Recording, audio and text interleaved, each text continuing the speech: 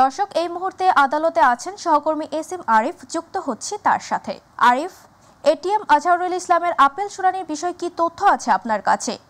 শুনানি কি আজই শেষ হতে পারে নাকি আরো চলতে পারে? কি বলছেন আইনজীবীরা, আমাদের জানাবেন।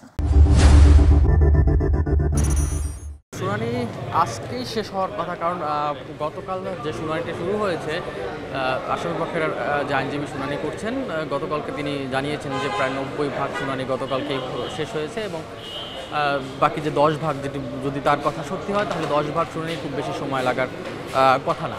এই শুনানিটি গতকালকেই শুরু হয়েছে। তিনি কিন্তু গতকালকে এই আসামিপক্ষের আইনজীবী তিনি কথা বলেছেন গণমাধ্যমের সাথে। তিনি যেমন জানিয়েছেন, তার শুনানিতে বিভিন্ন দিক তুলে ধরেছেন। তিনি বলেছেন যে তার বিরুদ্ধে যে এলিগেশনগুলো আনা হয়েছে সেগুলো সবগুলোই ভিত্তিহীন এবং লেইম এক্সকিউজ বলছেন তিনি। এবং তিনি জানিয়েছেন সাক্ষ্য যে প্রমাণ সেটিও দুর্বল, তিনি সেটি আদালতে তুলে ধরেছেন, সেটি তেমনটি জানিয়েছেন। এবং তিনি গতকালকে এমনটিও জানিয়েছিলেন যে 90% শুনানি প্রায় শেষ হয়ে গেছে তার, এবং 10% শুনানি, যেটি আপনি প্রশ্ন করেছেন যে শুনানি কতদিন চলতে পারে। আজকে হয়তো সেই শুনানি শেষ হয়ে যাবে, তবে আমরা আসলে আদালতের বিষয় এখন পর্যন্ত বলা যায় না।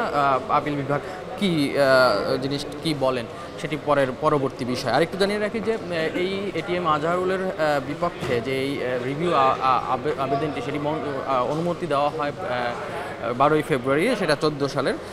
আমরা একটু তথ্যটা জানিয়ে রাখি। 2014 সালের 30 ডিসেম্বর আন্তর্জাতিক অপরাধ ট্রাইব্যুনালে দেওয়া রায়ে 4টি মামলায় কিন্তু তাকে মৃত্যুদণ্ড দেওয়া হয়, 6টি মামলার মধ্যে। এবং একটি মামলায় 25 বছর আর একটি মামলায় 5 বছরের কারাদণ্ড দেওয়া হয়। এবং এরপরে যে আবেদনটি করা হয় সেই আবেদনের রিভিউ আবেদন করা হয় এই মামলায়। সেখানে গত 26 ফেব্রুয়ারি মানবতা বিরোধী অপরাধের মামলায় এই জামায়াত নেতাকে অনুমতি দেয়।